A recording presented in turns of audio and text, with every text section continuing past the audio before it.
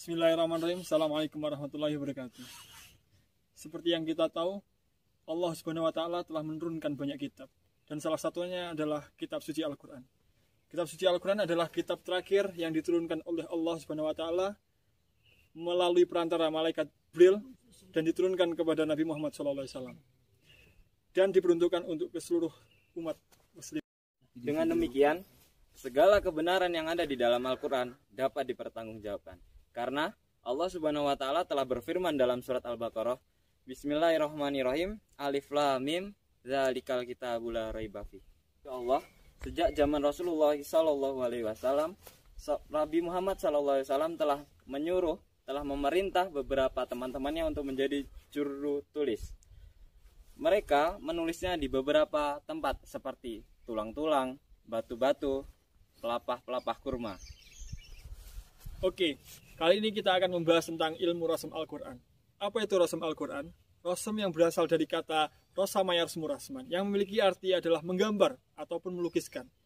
Kata rasam juga bisa kita artikan sebagai sesuatu yang resmi ataupun menurut aturan. Jadi, ilmu rasam Al-Quran juga bisa disimpulkan sebagai tata cara penulisan dengan cara metode-metode tertentu. Berikut kami akan menjelaskan sejarah perkembangan rasam Al-Quran dari zaman Abu Bakar dan Utsman.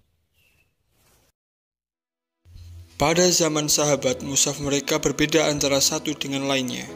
Mereka hanya sekedar mencatat tanpa aturan, karena tujuannya hanyalah untuk kebutuhan pribadi, tidak direncanakan untuk diwariskan ke generasi sesudahnya. Saat itu pun penulisan Al-Quran ditulis pada benda-benda seperti kepingan batu, tulang-tulang, kulit unta, dan pelepah kurma. Tulisannya pun masih terpencar-pencar, belum menjadi satu jilid sebuah mushaf dan disimpan di rumah Nabi. Pada zaman Abu Bakar, semua tulisan Al-Quran itu dikumpulkan dan dijadikan ke dalam satu mushaf. Itu dilakukan karena usul dari Umar bin Khattab, khawatir akan hilangnya para penghafal Al-Quran dan bertujuan untuk memelihara keutuhan dan kemurnian Al-Quran. Di zaman Utsman bin Affan, Al-Quran disalin lagi ke dalam beberapa naskah. Utsman membentuk 4 tim yang terdiri dari Zaid bin Sabit, Abdullah bin Az-Zubair, Said ibn al-As, dan Ar-Rahman al-Ad al-Haris.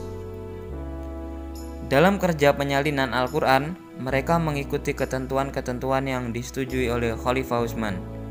Di antaranya, mereka menyalin ayat berdasarkan riwayat mutawatir, mengabaikan ayat-ayat mansuh dan ayat-ayat yang tidak dibaca kembali di masa Nabi. Tulisannya secara maksimal maupun diakomodasi qiraat yang berbeda-beda dan menghilangkan semua tulisan sahabat yang tidak termasuk ayat Al-Quran. Para penulis dan para sahabat setuju menyebut cara penulisan ini sebagai rasam al-mushaf.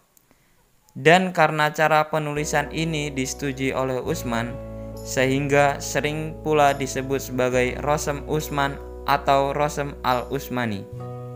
Namun demikian, pengertian rasam ini terbatas pada mushaf oleh tim 4 di zaman Utsman dan tidak mencakup rasam Abu Bakar pada zaman Nabi SAW.